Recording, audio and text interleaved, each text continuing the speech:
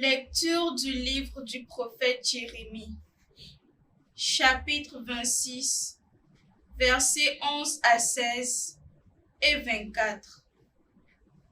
En ces jours-là, les prêtres et les prophètes dirent aux princes et à tout le peuple: cet homme mérite la mort, car il a prophétisé contre cette ville. Vous l'avez entendu de vos oreilles. À son tour, Jérémie s'adressa à tous les princes et à tout le peuple. C'est le Seigneur qui m'a envoyé prophétiser contre cette maison et contre cette ville, et dire toutes les paroles que vous avez entendues. Et maintenant, rendez meilleurs vos chemins et vos actes. Écoutez la voix du Seigneur votre Dieu. Alors, il renoncera au malheur qu'il a proféré contre vous. Quant à moi, me voici entre vos mains. Faites de moi ce qui vous semblera bon et juste. Mais sachez-le bien, si vous me faites mourir, vous allez vous charger d'un sang innocent, vous-même et cette ville et tous ses habitants.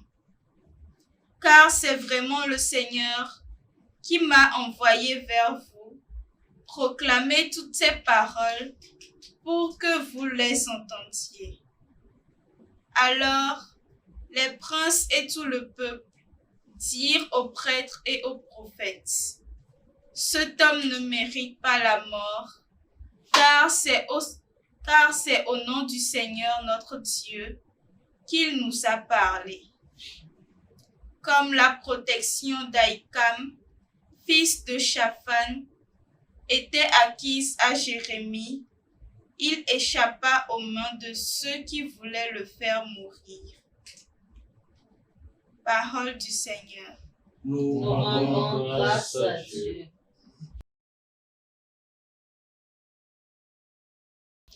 C'est l'heure de ta grâce, Dieu, réponds-moi. C'est l'heure de ta grâce, Dieu, réponds-moi. Tire-moi de la boue, sinon je m'enfonce. Que j'échappe à ceux qui me haïssent, à l'abîme des eaux. C'est l'heure de ta grâce, Dieu, réponds-moi. Que les flots ne me submergent pas, que le gouffre ne m'avale, que la gueule du puits ne se ferme pas sur moi. C'est l'heure de ta grâce, Dieu, réponds-moi. Et moi, humilié, meurtri, que ton salut, Dieu, me redresse. Et je louerai le nom de Dieu par un cantique.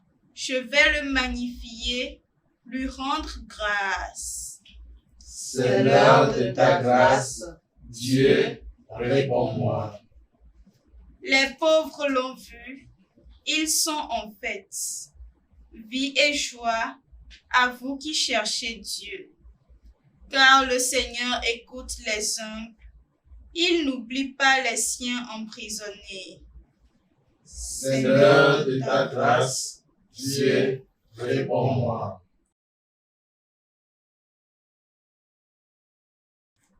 Acclamation de l'Évangile. Heureux ceux qui sont persécutés pour la justice, car le royaume des cieux est à eux. De l'Évangile de Jésus-Christ selon saint Matthieu, au chapitre 14, versets 1 à 12. En ce temps-là, Hérode, qui était au pouvoir en Galilée, apprit la renommée de Jésus et dit à ses serviteurs: celui-là, c'est Jean le Baptiste. Il est ressuscité d'entre les morts. Et voilà pourquoi des miracles se réalisent par lui. Car Hérode avait fait arrêter Jean, l'avait fait enchaîner et mettre en prison. C'était à cause d'Hérodiade, la femme de son frère Philippe. En effet, Jean lui avait dit, « Tu n'as pas le droit de l'avoir pour femme. » Hérode cherchait à le faire mourir, mais il eut peur de la foule qui le tenait pour un prophète. Lorsque arriva l'anniversaire d'Hérode, la fille d'Hérodiade dansa au milieu des convives et elle plut à Hérode. Alors il s'engagea par serment à lui donner ce qu'elle demanderait. Poussée par sa mère, elle dit, « Donne-moi ici sur un plat la tête de Jean le Baptiste. » Le roi fut contrarié, mais à cause de son serment et des convives, il commanda de la lui donner. Il envoya décapiter Jean dans la prison. La tête de celui-ci fut apportée sur un plat et donnée à la jeune fille, qui la porta à sa mère. Les disciples de Jean arrivèrent pour prendre son corps, qu'ils ensevelirent, puis ils allèrent l'annoncer à Jésus. Acclamons la parole de Dieu. Louange à toi, Seigneur Jésus. Il a bien raison, l'adage qui dit « la vérité tue ». Nous le constatons dans l'évangile que nous venons d'écouter.